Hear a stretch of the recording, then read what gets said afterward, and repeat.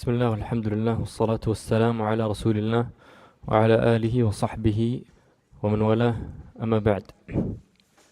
Alhamdulillah, we've completed Kitab al-Tahara from the book Akhsar Al-Mukhtasarat by Imam Ibn Bilban rahimahullah ta'ala, and we will now inshallah begin with Kitab al-Salah.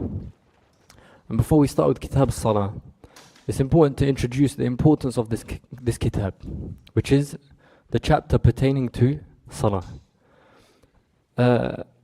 Salah, as we're going to come and take, as Abdullah ibn Shaqiq radhiallahu anhu, he says that there is nothing which the Sahaba used to see, an action that you leave off, that takes you out the fold of Islam, except for leaving off the Salah. And it is the only ibadah which was legislated above 7 heavens in the Isra al-Mi'raj. And it is the ibadah in which the abd is closest to his Lord in the sujood, amongst many other virtues of Salah. The Prophet ﷺ, he says, أرأيتم لو أن بباب أحدكم نهرا يغتسل منه 5 مرات هل يبقى من درنه شيء؟ قالوا لا يا رسول الله. The Prophet ﷺ, he said to the Sahaba, if at the doorstep of your house there was a river that you wash yourself from 5 times a day, would there remain any dirt on you? They said, La ya Rasulullah. And the Prophet ﷺ then said, that is the parable and the example of the 5 salawat. He says, يَمْحُ اللَّهُ بِهِنَّ الْخَطَايَا. That Allah subhanahu wa ta'ala, through these salawat, these 5 salawat, Allah subhanahu wa ta'ala wipes away the sins. Allah subhanahu wa ta'ala says, وَأَقِمِ الصَّلَاةَ طَرَفَيِ النَّهَارِ وَزُلَفًا مِنَ اللَّيْلِ إِنَّ الْحَسَنَاتِ يُذْهِبْنَ السَّيِّئَاتِ. When the man that, Allah I think he committed zina, he came to the Prophet ﷺ, and then the Prophet ﷺ said to him, wait. And then he prayed Salat al-Asr, and then he said, did that man pray Salat al-Asr with us? And then he said, yes. And then he says, then Allah subhanahu wa ta'ala forgave him. Then he said, Aliyah khassa. He says, this thing for me, exclusively for me? He said, La, it's Amma. He says, Kitab al-Salah. Al-Salah in the Lugha, in the Arabic language is ad-du'a. Allah subhanahu wa ta'ala says, وَصَلِّ عَلَيْهِمْ وَصَلِّ عَلَيْهِمْ إِنَّ صَلَاتَكَ سَكَنٌ لَهُمْ. وَصَلِّ عَلَيْهِمْ meaning وَادْعُ لَهُمْ. To make dua for them. And in the hadith of Abu Hurairah radiallahu anhu, فإذا صلى لم تزل الملائكة تصلي عليه ما دام في مصلاه اللهم صل عليه اللهم اغفر له اللهم ارحمه. In this hadith, the salat of the malaika, that لم تزل الملائكة تصلي عليه, meaning that the malaika make dua for him. So the asl of salah is, it means in the Arabic language ad-dua. Ad-dua. And in fiqh, they say here أقوال وأفعال مخصوصة مفتتحة بالتكبير مختتمة بالتسليم.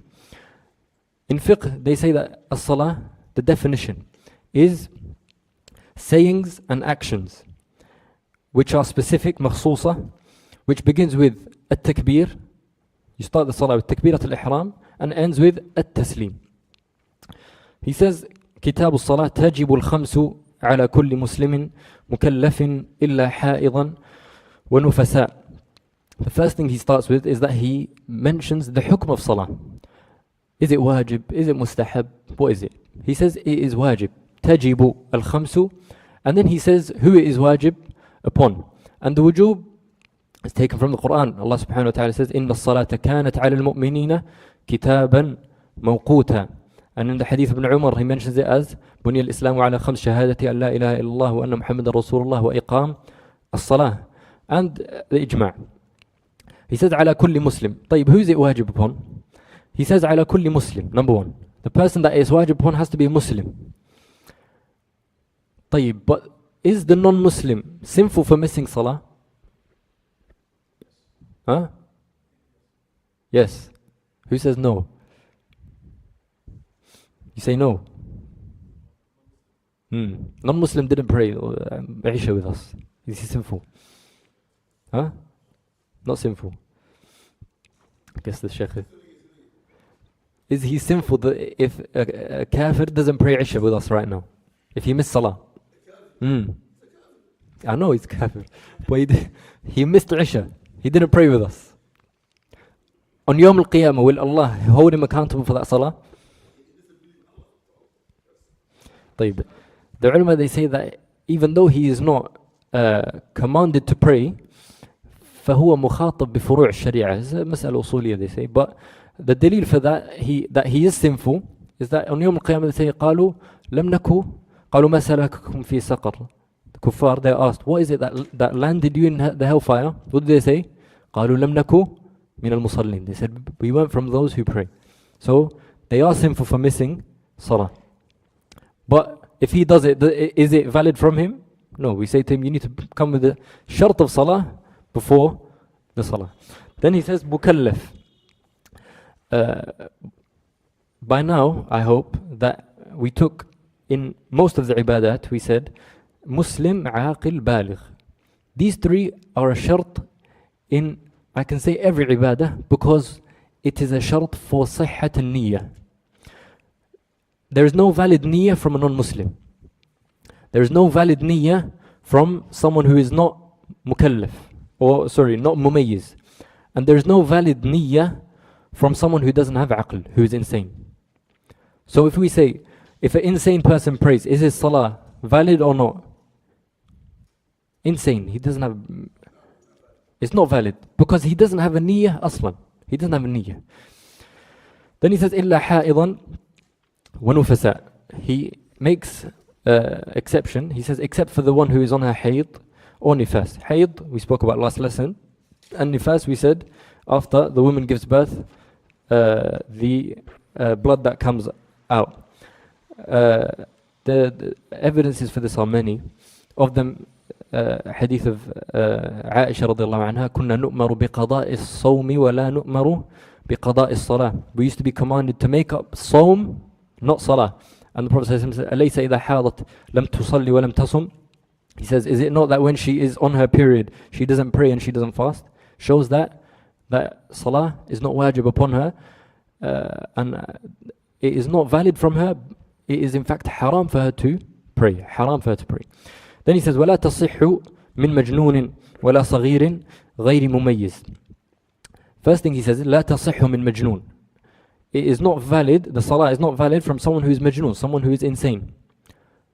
If an insane person says Allahu Akbar and he prays, the salah is not valid from him.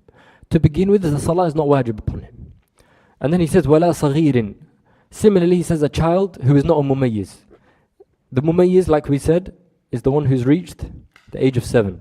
So let's say 5-year-old prayed Isha with us. Is the salah valid? Yes or no?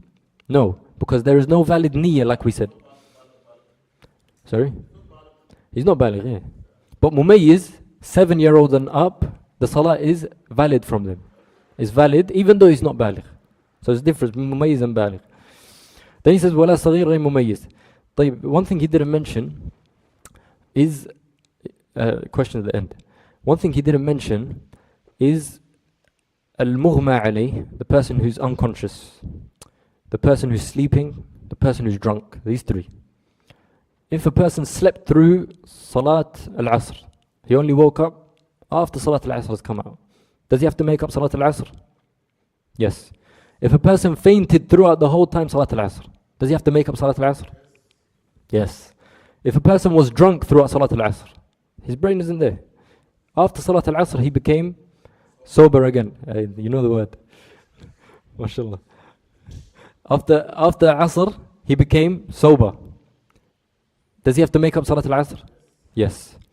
As for the sleeping person, because there's a hadith, من نسي صلاة أو نام عنها فليصليها إذا ذكرها لا كفارة لها إلا ذلك. The Prophet says, if someone sleeps from a salat, then he should make it up. As for the mughma alayh, the person who fainted, the Hanabila, they, as they say, يلحقون المغمى عليه بالنائم. When they look at the case of the fainted person, they said, should we align him with the sleeping person or align him with the majnoon, the insane? The Hanabila, they align him with an-na'im, as if he's asleep. So they say he has to make it up. And they also have a hadith of Ammar ibn Yasir that he was mughma alayh for about 3 days, unconscious for 3 days. And then when he woke up, he made up the salawat of the 3 days. And the drunk person, he has to make it up in all cases because he's committed something which is aslan wrong. How can we make it easy for him and say, no worry, don't make it up. Then he says, وَعَلَى وَلِيِّهِ أَمْرُهُ بِهَا لِسَبْعٍ وَضَرْبُهُ عَلَى تَرْكِهَا لِعَشْرٍ. He says that it is upon the wali, and the wali, when they say wali, mostly they mean the father.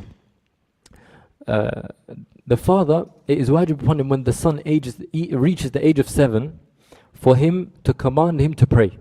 He commands him. And we don't mean 7, whenever we take years in this book, we don't mean 7 years, yani January, February, March. The 7 years, yani the Islamic calendar. Lunar calendar, no. When he reaches 7 years, the father must command him to pray. Does the mother have to command him? From what I remember, the Hanbali says it's not the mother's job, it's the father's job.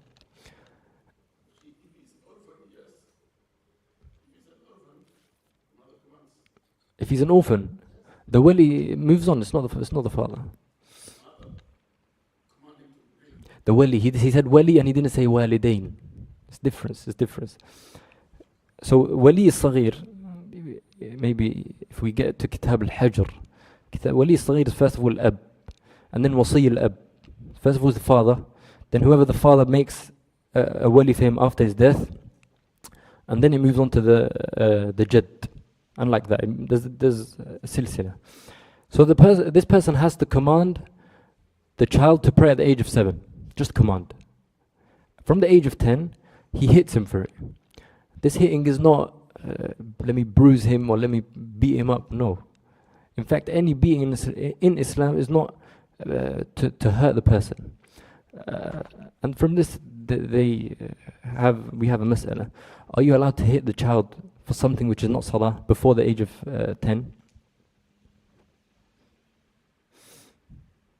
The Hanabila, they say, from what I understand, the Hanabila, they say that فيه تحريم شديد, that the tahrim in hitting the child before the age of 10 for something which is not the salah is severe in prohibition. Because if salah, which is the most important thing in this child's life, you're only allowed to hit him for it at the age of 10, then how about other things? Anything other than salah is less than it. No, I'm talking about the Hanabila. No, I'm talking about طيب, then he says, obviously the dalil for this, مروا أولادكم بالصلاة للسبع واضربوهم عليها لعشر. Then he says, ويحرم تأخيرها إلى وقت الضرورة إلا ممن له الجمع بنيته ومشتغل بشرط لها يحصل قريبا وجاحدها كافر. As we took the ayah in the beginning, إن الصلاة كانت على المؤمنين كتابا قوتا. That salah has been made, not only has it been made an obligation, but it's been made an obligation at a certain time. And it's haram to make it later than that time. Prophet ﷺ was asked, أي العمل أحب إلى الله؟ قال الصلاة على وقتها.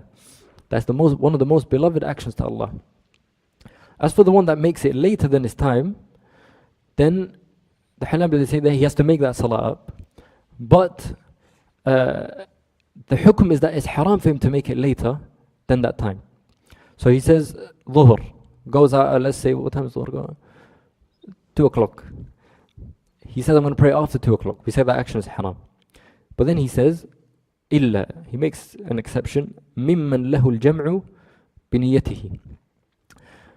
We're going to take, inshallah, that the person who's a traveler, there's other cases as well, traveler, if he's sick, there's many other cases, that there are some people who are allowed to combine salah.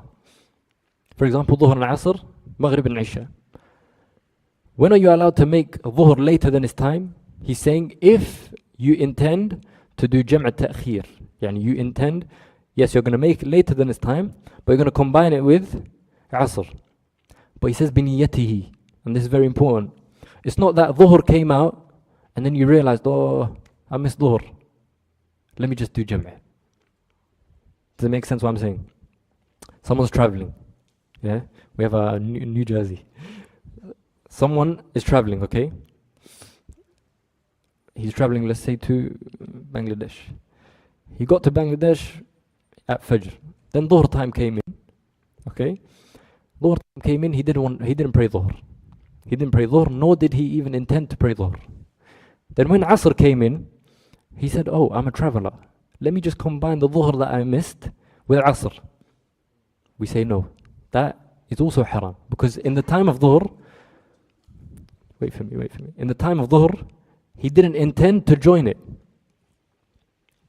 He let it go. Does that make sense? So you need to make the niyyah of jam', niyyah to combine the salah in the time of the first salah. So the time of Dhuhr, you have to intend that I'm going to pray Dhuhr with Asr at the time of Asr. But if you just let Dhuhr go without intention to pray it or intention to join it, then it means you've intended to miss it. Do you understand what I'm saying? Makes sense? Does that not make sense to anyone? Shall I repeat again? Makes sense. Anyone, shall I repeat again? Questions at the end. No repetition. It's fine. طيب. Then he says, وَمُشْتَغِلٍ بِشَرْطٍ لَهَا يَحْصُلُ قَرِيبًا.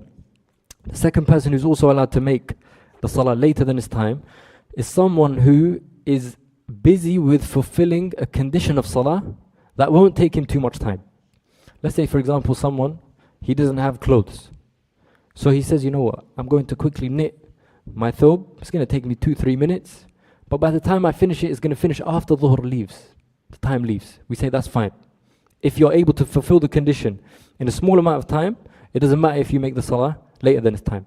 But if he says, knitting this thobe is going to take me an hour, we say to him, no. Pray upon the state that you are in. Does that make sense? Someone woke up at, let's say, just before Dhuhr was about to leave, and he's upon janabah. And he says, there's only 2 minutes left. Dhuhr is going to go out. Do I pray upon my state, or do I go do ghusl? We say, if ghusl isn't going to take you long, and you have access to water right now, go quickly do ghusl, and then pray. Does that make sense? If you don't have water, and you fulfilling that condition is going to take long, we say pray upon your condition. Without anything. We took this in tayammum. If you don't have anything to do tayammum with, you pray salat faqid tahurain. We took this. Then he says, وَجَاحِدُهَا kafir. Right, let's recap. We say the asl is that missing salah or delaying it from his time is haram. Except for someone who intended to do jam' at-ta'khir. He intended to do jam'. So for example, he wants to combine Dhuhr and Asr at the time of Asr. We say to him, okay, no problem, you can miss Dhuhr. Not miss Dhuhr, but not pray in its time. Or if you're going to fulfill the condition of a salah and the time has left. Does that make sense now? Right. Then he says, وَجَاحِدُهَا كَافِرٌ. Jahid as-salah, the one who denies the obligation of salah. They says, وَإِن فَعَلَهَا. This person who denies the salah, even if he prays, we say that he's kafir. He denies that salah is wajib.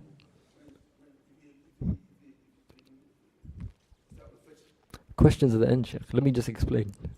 Look, if we say this person is praying 5 salahs a day, but he says, look, I don't believe that salah is wajib. Salah is not wajib.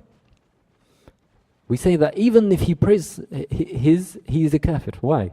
Because this establishment that salah is wajib is ijma' of the ummah. It's in the Quran and the Sunnah and the ijma'. And if you deny something that which the Prophet ﷺ came with, then you're a kafir. Now, don't go around saying, no, you're a kafir. That's not the point of what he's saying. He's telling you that the hukm of this statement is kufr. The person who now gives the ruling of kufr is not me and you. There's people for that.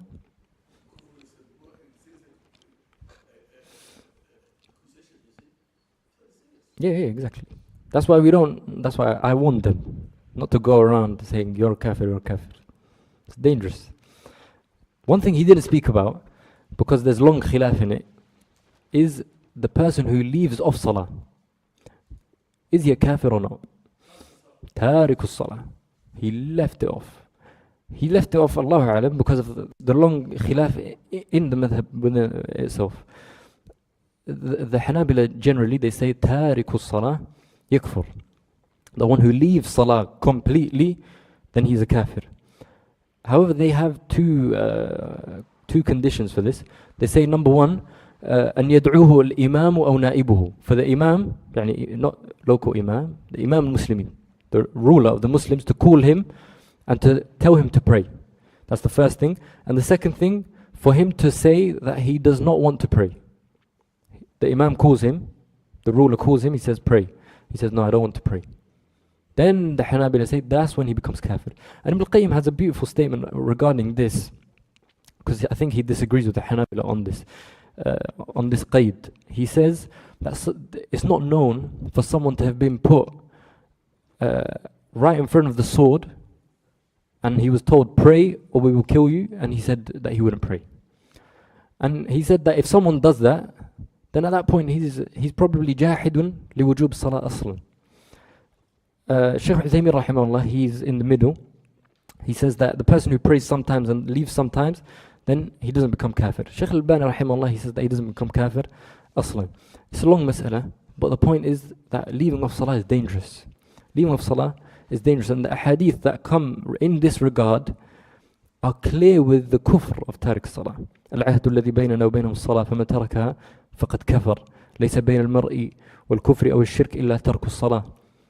And many other hadith that specify that the person who leaves the salah is a kafir. Then he says, فصل الأذان والإقامة فرض كفاية. He starts with الأذان والإقامة. الأذان والإقامة, the reason why they start with the inkitab salah is because it is the call to salah. And الأذان in lugha هو الإعلام. الإعلام meaning to give notice. That's what it means in the Arabic language. الأذان, like I said, هو الإعلام. That's what Allah subhanahu wa ta'ala says, وأذان من الله ورسوله إلى الناس يوم الحج الأكبر. And الإقامة is from the masdar أقام يقيم. And الأذان in fiqh اصطلاحا is أقوال is in fiqh is أقوال إعلام بدخول الوقت بألفاظ مخصوصة. إعلام بدخول الوقت بألفاظ مخصوصة. And its wujub or its legislation is in the Quran. Allah subhanahu wa ta'ala says, يا الذين آمنوا إذا نودي للصلاة من يوم الجمعة. And Allah subhanahu wa ta'ala says, وإذا ناديتم إلى الصلاة اتخذوها هزوا ولعبا. These two ayat are an asl and a dalil that adhan is legislated. And in the hadith, Anas ibn Malik radiallahu anhu, he says, أمر بلال أن يشفع الأذان ويتر الإقامة. Hadith Anas shows that also the adhan is legislated. So is iqamah. Before we go in, because he doesn't mention, the adhan that is mustahab for the Hanabila is adhan Bilal. There's different adhans, adhan Bilal, adhan Mahdura. Adhan Bilal is the one that's mustahab for the Hanabila. And it is the one with 15 sentences. The one that we do here. Allahu Akbar, Allahu Akbar. Ashhadu an la ilaha illallah. Ashhadu an la ilaha illallah. Ashhadu anna Muhammadan Rasulullah. Ashhadu anna Muhammadan Rasulullah. حي على الصلاة حي على الصلاة حي على الفلاح حي على الفلاح الله أكبر الله أكبر لا إله إلا الله. Sorry, 2 times. The ones at the end I didn't repeat. So we get is 15. And the iqamah is 11. The iqamah is 11. Then he says فرض كفاية على الرجال. Number one is that it's فرض كفاية. فرض كفاية. Did we take what فرض كفاية is? What's فرض كفاية?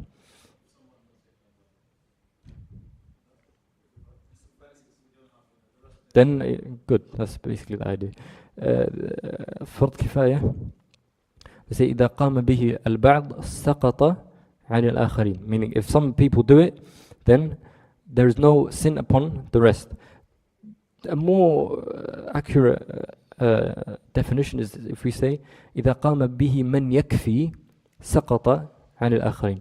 If the number that is enough establishes that فرض كفاية, then the sin is not upon the others. He says first على الرجال. Number one is that it is فرض كفاية upon who? الرجال, men. This thing we can take two things from it. Number one is that it's not wajib nor is it fard kifaya upon women. It's not fard kifaya upon women.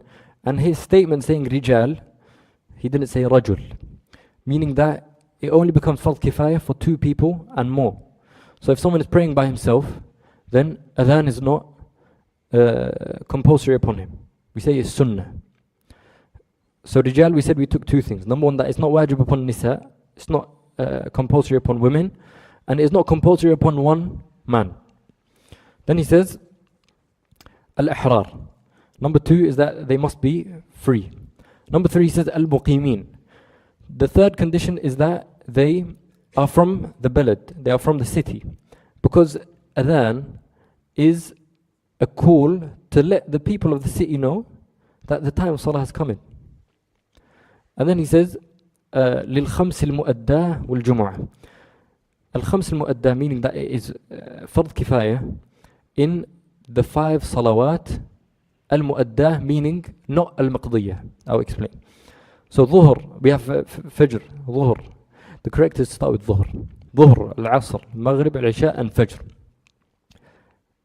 That is the 5 salawat in which adhan is a fard kifaya. So we have salat al-janazah. Is there adhan for salat al-janazah?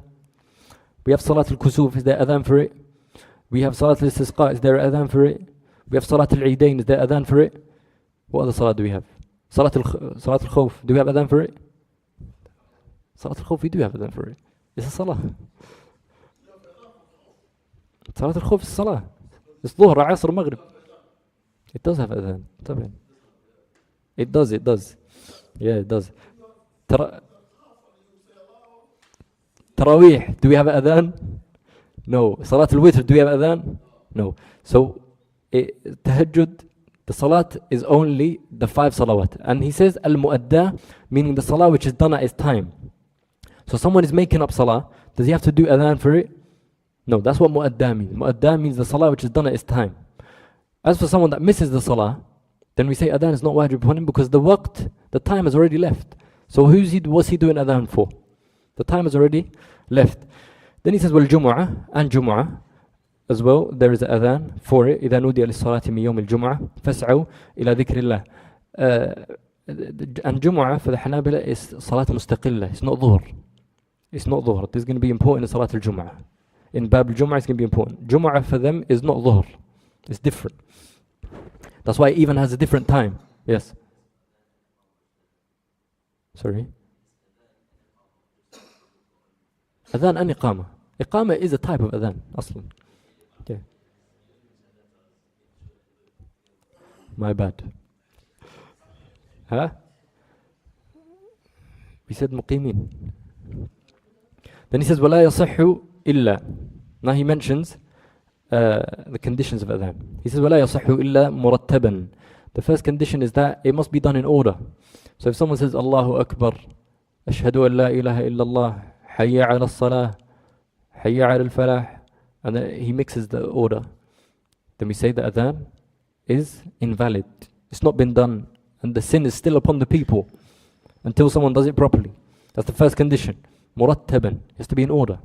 Then he says mutawaliyan, meaning it must be done consecutively. So if someone goes up and he says Allahu Akbar, Allahu Akbar, Allahu Akbar, Allahu Akbar, then he goes home. He goes home. He goes home, he eats, then he comes back and he says Ashhadu an la ilaha illallah, Ashhadu an la ilaha illallah. Then he goes makes wudu. Then he comes back. This adhan, we say that it is batil. And what is the restriction of muwala? As in, what is it the time limit that we say, okay, he's taken too long, the adhan is batil now? Huh? We say it goes back to the urf, the norms of the people. It goes back to the norms of the people. Then he says manwiyan. Before we move on, mutawaliyan, if someone cuts the adhan with kalam, so he says Allahu Akbar, Allahu Akbar, then someone asks him a question. He says, who's leading Isha? He says, Faisal. And then he says, Ashhadu an la ilaha illallah. Is that fine? We say that's fine. It's kalam yasir. kalam which is yasir, small amount of speech, that's fine. But if this small amount of speech is muharram, Allahu Akbar, Allahu Akbar, Allahu Akbar, Allahu Akbar, then he says, look at that, and he insults someone. Then we say the adhan is batil now. Even though there's a small amount of speech, but the small amount of speech was muharram. Let's say it was mubah, but a lot. Allahu Akbar, Allahu Akbar, Allahu Akbar, Allahu Akbar, then he got into a conversation. Then we say the adhan is batil. Questions at the end. Muharram, يعني it's haram. Then he says manwiyan. The person doing the adhan has to intend that he's doing the adhan to let people know of the time of the salah. Because it's ibadah, and every ibadah is niyyah is a shart of it. Except for what?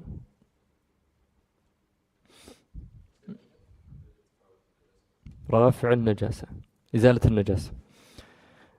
Then he says min dhakar. The conditions now of the person doing the adhan. Number one, he says min dhakar. He has to be a male. So if a female was to do adhan for us, is the adhan valid? No.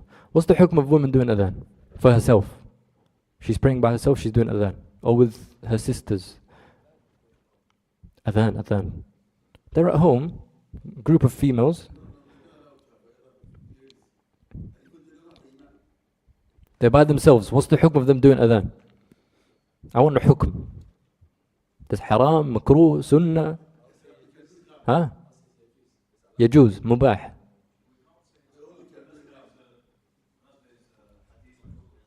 Makruh. It's makruh. No, both is makruh. Both is makruh because they said فيه تشبه بالرجال.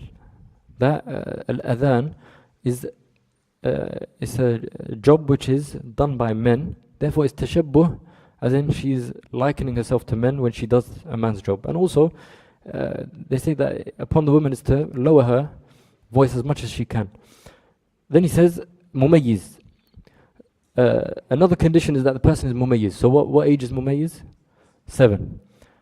Why did we say baligh?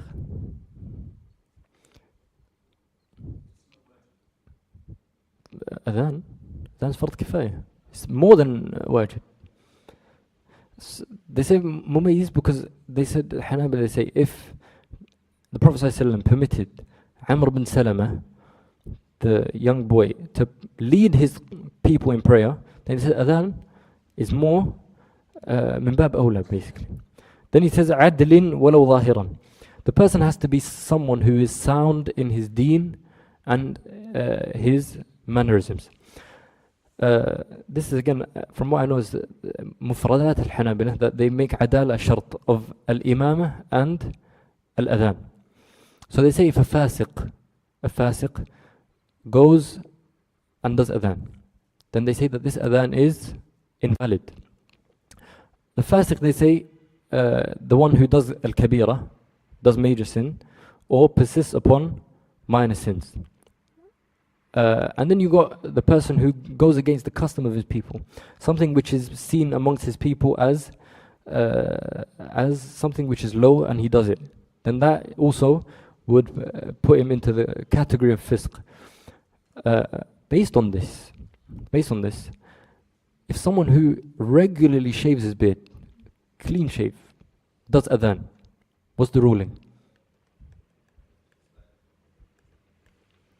It's invalid. Because it's haram to shave the beard.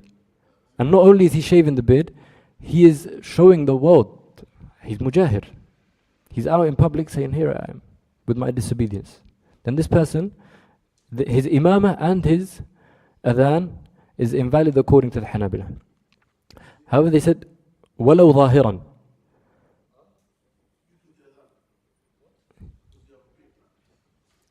He says, walau zahiran. He says, even if the adala is just from what is apparent, from what we know right now, for example, the brother here, all I know about him is something good. That's all we need. I don't need to go and investigate what he does by himself, so on and so forth. That's between him and Allah. I just need to see from what is apparent that he is adl, sound in his deen and his mannerisms. Then he says, وبعد الوقت. Another thing, a condition of adhan is to do it when the time enters. Otherwise, what's the point of the adhan? The adhan is i'lam bidukhul al-waqt. The adhan is there, is legislated to let me know that the time of the salah has come in. So what is the point if we said, make the adhan before the time? That makes sense. Except for salat al-fajr. Except for salat al-fajr. دخول الوقت, the Prophet ﷺ said, فَإِذَا حَضَرَتِ الصَّلَاةِ فَلْيُؤَذِّنْ أَحَدُكُمْ وَلْيَؤُمَّكُمْ أَكْبَرُكُمْ. The Prophet ﷺ to the two brothers, he says, if the time of salah comes in, then one of you must do adhan. What does this show? Adhan is done when the time comes in, when the time enters. Except for fajr, they said, min nisf al-layl. Min nisf al-layl, as in from the middle of the night, midnight. Midnight, not 12 o'clock. What's midnight? How do we calculate midnight? From Maghrib to Fajr. You calculate and then you half it into. And then you calculate when midnight is. From that point onwards, the Hanbali say you're allowed to do adhan for Fajr. Why did they say that? The reason they said that is, the Prophet ﷺ says, إِنَّ بِلَالًا يُؤَذِّنُ بِلَيْلٍ فَكُلُوا وَاشْرَبُوا حَتَّى تَسْمَعُوا أَذَانَ ابْنَ أُمِّ مَكْتُومٍ. The Prophet ﷺ says that there is that Bilal does an adhan for Fajr before Fajr. Therefore, we know that the Prophet ﷺ legislated this. It's an adhan which is legislated, shari'i. Where did they get nisf al-layl from? They said that the time, they said, what time should we put it at? They said the time in which a salah is legislated is nisf al-layl, qiyam al-layl and so on and so forth. So they said we take it back to qiyam al-layl. Similarly for Jum'ah. Wait till kitab Bab al-Jum'ah. Then he says, لغير فجر. However, doing the adhan before Fajr, yani after nisf al-layl, after midnight, they say it's mubah, it's just allowed.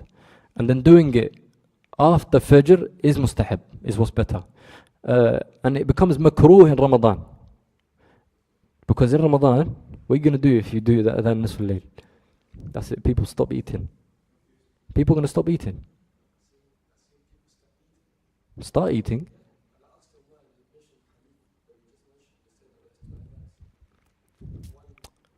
Okay, they might be right, yeah. Because Fajr hasn't yet entered. No, here we don't do it. Yeah. But my point is that if we were to do it, then we say that it's makruh to do the first adhan in Ramadan unless you do the second adhan. You have to do the second adhan. Because the Hanbali say if you do the first adhan, you don't have to do the second one. That makes sense. Except in Ramadan is makruh. Then he says, وَسُنَّ كَوْنُهُ. Now some sunan of the mu'adhin himself. We took his conditions, that he has to be a male, and he has to be mumayyiz, he has to be adl, he has to be sound. Now some sunan. First he says sayyitan. First thing is that he has a loud voice. The Prophet ﷺ said to Bilal, to the Sahabi who dreamt of the adhan, he says, عَلِّمْهُ بِلَالًا فَإِنَّهُ أَنْدَى مِنْكَ صَوْتًا. He said, teach these sentences to Bilal, for Bilal's voice is louder. And that is the point of the adhan, for as many people to be able to hear so that they can come to the salah. Then he says, aminan. The second is that he must be trustworthy. The Prophet ﷺ says, al-imamu dhamin wal-mu'adhinu mu'taman. Meaning that the mu'adhin is trustworthy in two ways. Number one, he's trustworthy as in, we trust him that when he does the adhan, that the time of salah has entered. Let's scrap these timetables. Yeah? And the mu'adhin is there, he's looking at the sky and he's looking at the sun, everything. When he says Allahu Akbar, we trust him. So he has to be, the sunnah is that he's trustworthy.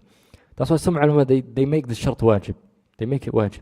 The second form of amana is because back in the day, the person who does the adhan stands at the top of the building, the highest place in the city.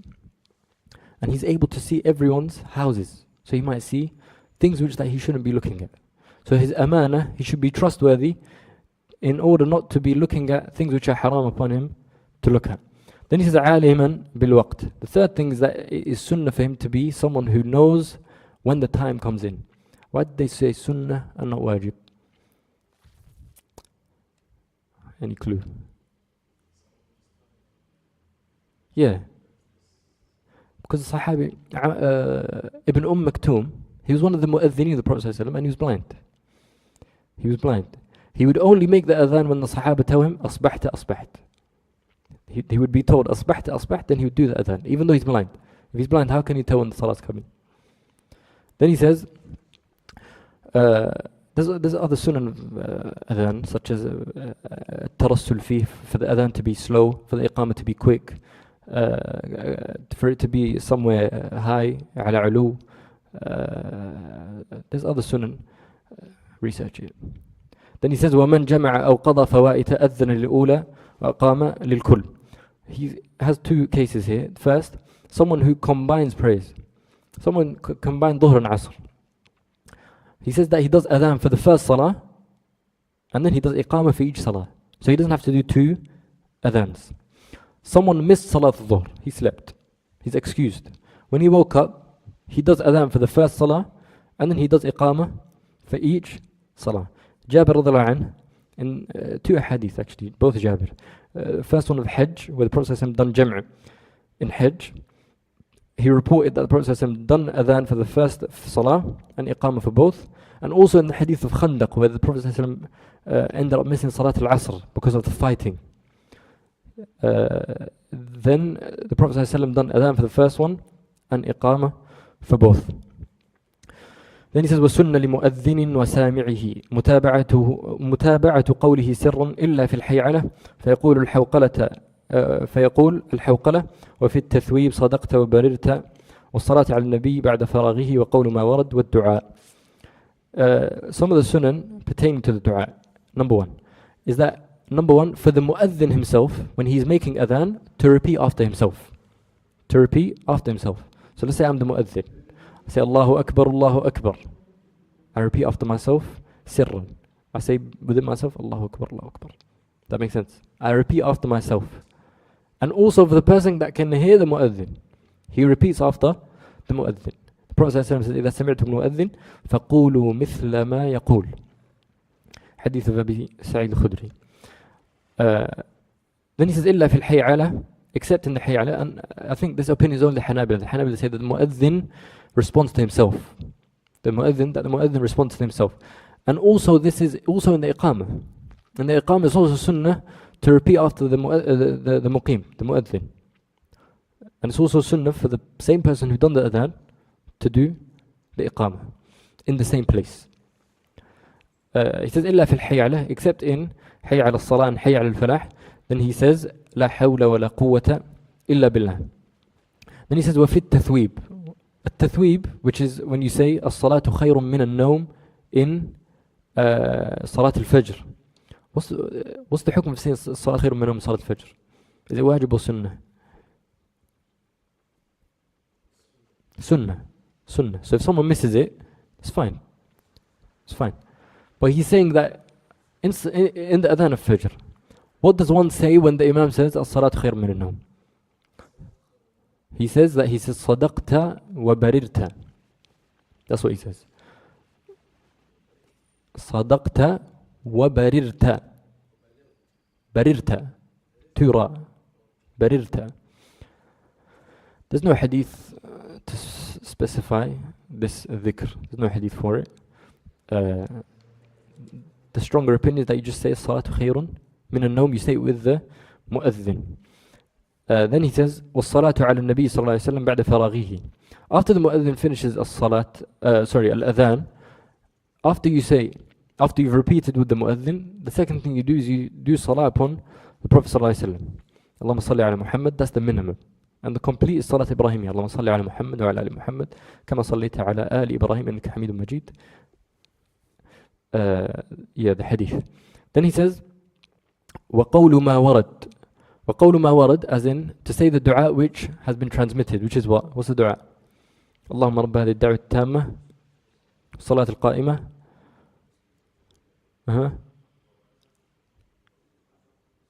Good. Yeah. No, we heard it. اللهم رب هذه الدعوة التامة والصلاة القائمة آت محمد الوسيلة الفضيلة وبعث مقام محمودا الذي وعدته. The Hanbali said that you don't say إنك لا تخلف الميعاد, Because إنك لا تخلف الميعاد is a زيادة شاذة. زيادة شاذة. Imam Al-Albani as well, he says that this زيادة is شاذة. What's شاذ?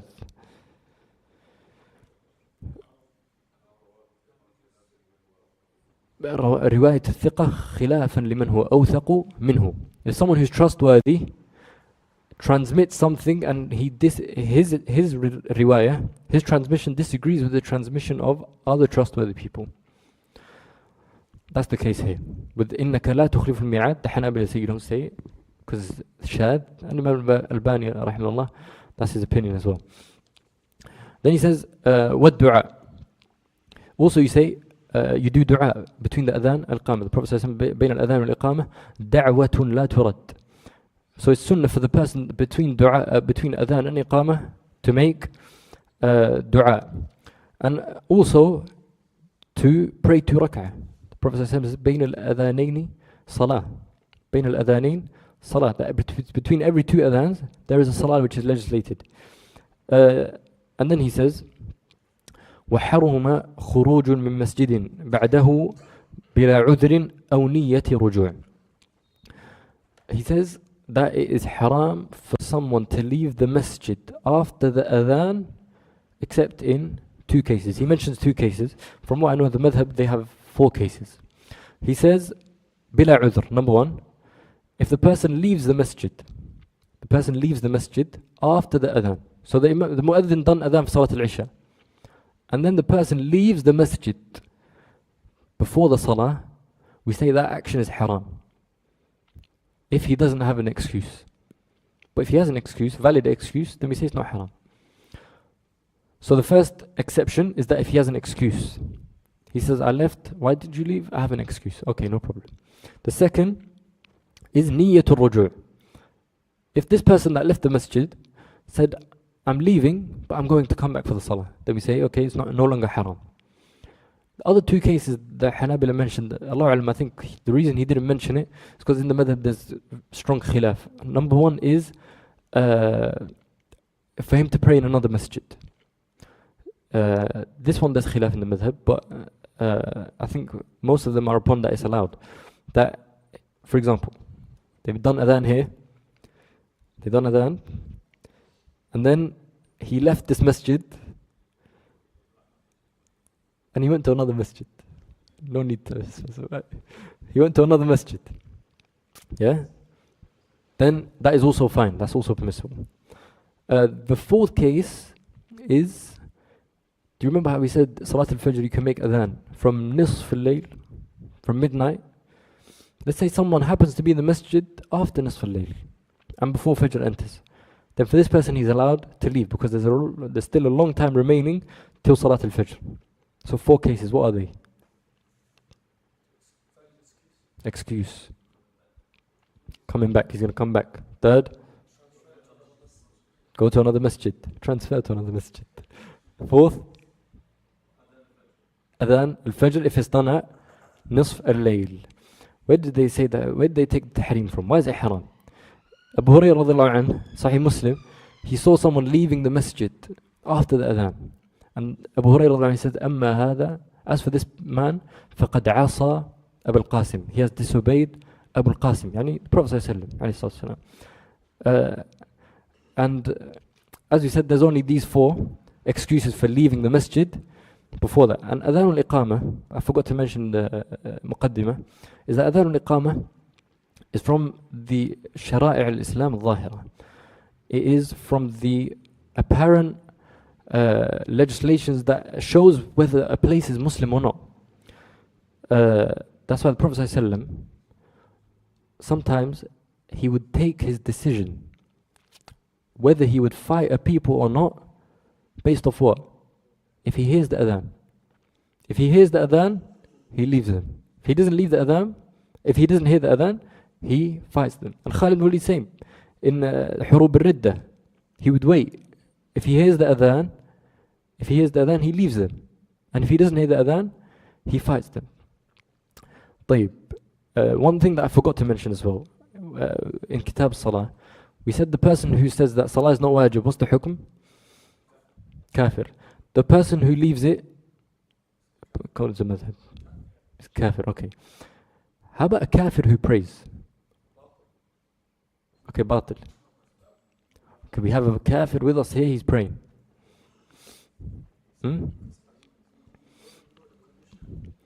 We say it's batil, but في الظاهر the Hanbali say Muslimun hukman. That he becomes a Muslim hukman. As in, we treat him as a Muslim. We treat him as a Muslim. Why is that? Prophet ﷺ knew the munafiqeen, but he treated them as what? He treated them as Muslims. Because they showed that they prayed salah. They prayed salah, the Prophet ﷺ judged upon them that they are Muslim. What do we take from this? We take a few things from this. Number one, let's say this kafir prayed with us. As soon as he left the masjid, he died. Where do we bury him? Maqabir al-Muslimin. He's buried with the Muslims. Now that he's died, who inherits him? His family members which are kuffar, or the Muslimin? Huh? Muslimin, the kuffar don't inherit him. Like if he doesn't have Muslim relatives, Bayt al-Mal. Okay. Now that he's prayed, if after salah he said I was joking, we say we don't accept that from you. You're a Muslim. And now if you choose to leave Islam, we treat you as a murtad. Murtad. So there's a few ahkam. Similarly, there's many ahkam. So if he prays, now that he's prayed, if he has a wife which was not from Ahl Kitab, yufsakh al-aqd. Many rulings which come following that. Now questions. Yeah.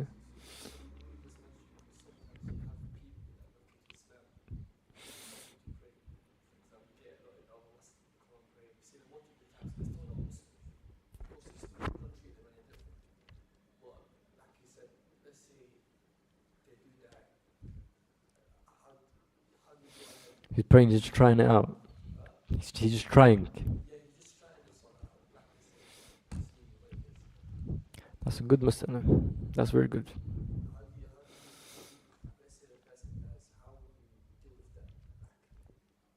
The Hanbali would say that he's Muslim hukman. They would say Muslim hukman. But to be honest, that needs research. Because the munafiqeen, the reason they were praying was for them to gain some benefit. But this person is praying to seek guidance. Slightly different, I think, Allahu A'lam, but it should be researched, this one, because it's common in the West. Any other questions? Yeah. Sorry?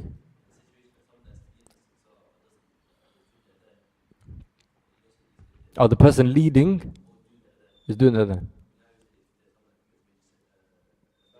Fasiq.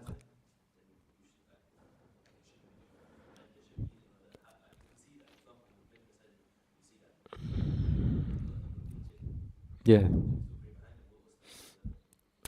The Hanbali, they say that the Imam of the Fasiq لا تصح, and they have adilla for that. First of all, the Prophet ﷺ says ولا يؤم فاجر مؤمنا. Hadith. The Jumhur, the other madhahib al-thalatha, they say that his imamah is sahihah, that you pray behind him. But I came past the fatwa pertaining to this, because I remember looking into this. Shaykh Khalid Shaykh Hafidhahullah, he says that his imamah is sahihah, but he shouldn't be appointed as imam. He shouldn't be appointed as imam, because an imam should be someone that is a role model, and it shouldn't be taken lightly. And if someone that's committing fisq is an imam, then who have you left for the people to follow? Yeah. I knew that after review. Look, Dhuhr time. It's Dhuhr now, okay? And he's a traveler. What's he allowed to do? He's allowed to combine, sah? He's allowed to combine. He's allowed to combine in the time of Dhuhr, and he's also allowed to combine in the time of Asr. He has these two options, okay? Now we're speaking about the person who wants to combine Dhuhr with Asr in the time of Asr. If you look at it literally, he's making Dhuhr later than in his time. When is he going to pray? He's going to pray in the time of Asr. He's saying that it is permissible to make dhuhr later than its time for someone who's going to combine it with dhuhr, with the condition that he's made an intention in the time of dhuhr that he's going to combine it with asr. Because if he didn't intend that at the time of dhuhr, really and truly he didn't intend to pray it. Does that make sense? He's left dhuhr time, and then when dhuhr time left, he said, okay, now I'm going to just join it. But at the time of dhuhr, he didn't intend that. And so now the time of dhuhr has passed. Does that make sense? So he falls into the sin.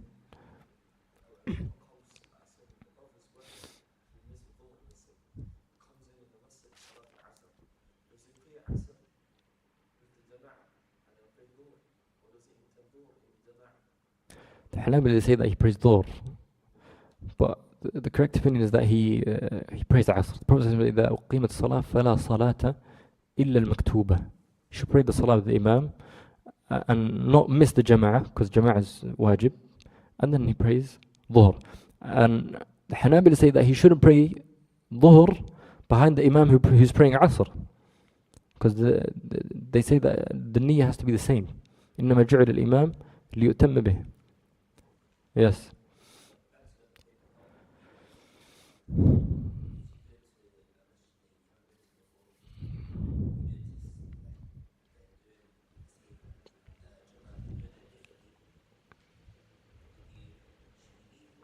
How they doing Jum'ah differently? What do you mean?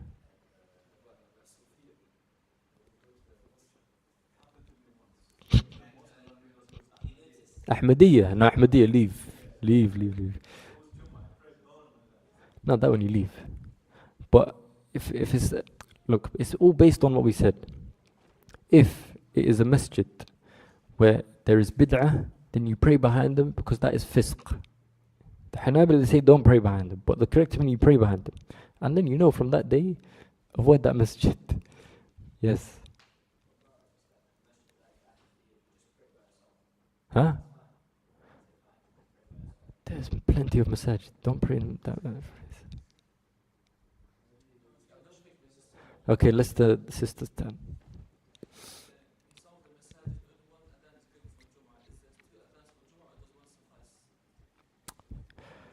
The Prophet said, in the time of the Prophet ﷺ, there was one adhan.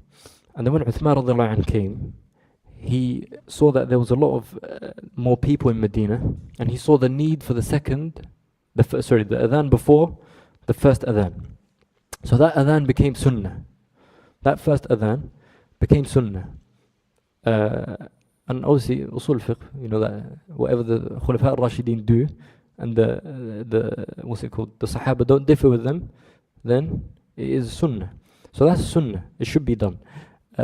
If it's left off, then it's fine. We say he's left off as sunnah. But when you look at it from the case in the UK, who can hear the adhan outside? So you have to look at it from a view. It should be researched. Yani, is there a point of the first adhan? The reason for why Uthman legislated that first adhan is for people to come to the masjid, so that they can be given a time, a grace period, yani, to come to the salah. Sorry? The people that call them bid'ah. You say that's sunnah.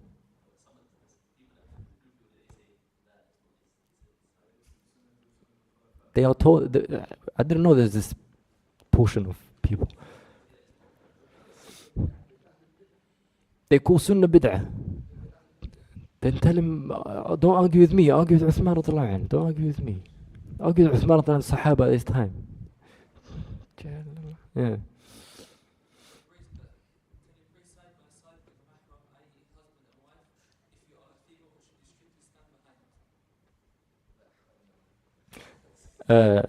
Look, the Hanabila say that the husband and wife, not just husband and wife, men and women in general, it's allowed for him to stand side by side. But the sunnah in the sufuf is that the women pray behind the men. Hadith Anas ibn Malik, he says, فَصَفَفْتُ أَنَا وَالْيَتِيمُ مِنْ وَرَائِهِ وَالْعَجُوزُ مِنْ وَرَائِنَا. And if we look at it from this perspective of if it is going to cause this man fitna, then he should get her to pray behind her. To the point that the Hanbali says makruh for a man to lead salah with ma'mumin who are only women, because it can be a cause of fitna. And in masjid, they have a male imam and all the ma'mumin are women. Have you seen this before? I've seen it. The Hanbali says makruh because it causes fitna. Anyway.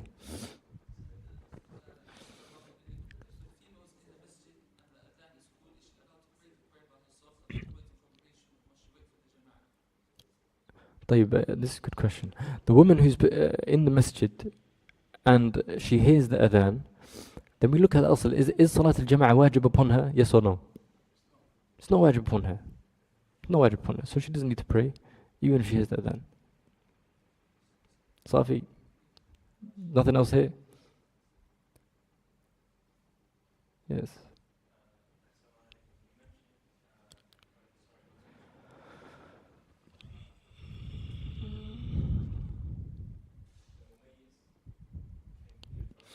Yeah. Amr ibn Salama. They said that Amr ibn Salama, at the age of 9, before he was baligh, he used to lead his people in salah. So they said that if he's allowed to lead salah, then by default he's allowed to do adhan. Does that make sense?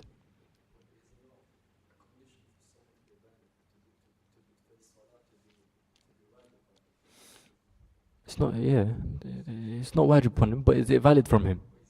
It's valid. It's valid. But the point is, the Hanabali, they say that the Imam of the Mumayyiz for the baligh is not allowed in fard, but it's allowed in nafl. But in this case, they say that because there was no one else in his people who could recite Fatiha. Therefore, this was an exception. Allahu a'lam. That's it. Allahu a'lam. Wa sallallahu wa sallam ala nabiyyina Muhammad.